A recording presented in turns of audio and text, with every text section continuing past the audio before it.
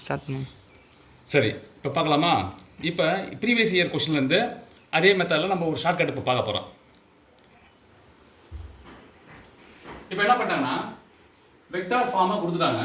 அதில் என்ன சொல்கிறாங்கன்னா ஏபிசியை ஃபைண்ட் அவுட் பண்ண சொல்கிறாங்க. சரி, இப்போ ஃபஸ்ட்டு ஐ வெக்டருடைய கோஎஃபிஷியன்ட் நம்ம எழுதிடுவோம். X plus Y plus A Z.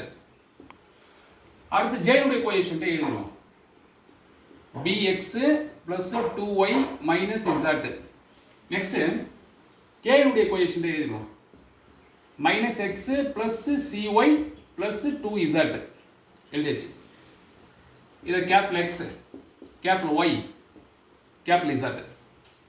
இப்போ எனக்கு இந்த பார்ட்டையும் நான் எடுக்க போகிறோம். அதாவது இந்த பார்ட்டை எடுக்க போகிறோம். அப்போனா இதை ஒய்யை பொறுத்து பார்ஷியல் டெரிவேட் பண்ணனா, இதை எக்ஸை பொறுத்து பார்ஷியல் டெரிவேட் பண்ணணும். அப்போ ரெண்டுமே ஈக்குவல் பண்ணணும்.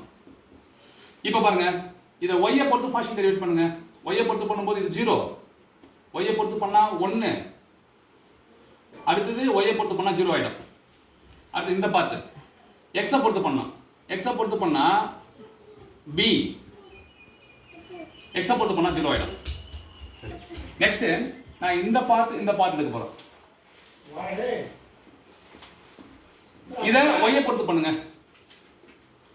ஒய்யை பொறுத்து பண்ணா வரும் ஃபர்ஸ்ட் 0, ரெண்டாவது ஒய்யை பொறுத்து பண்ணா சி,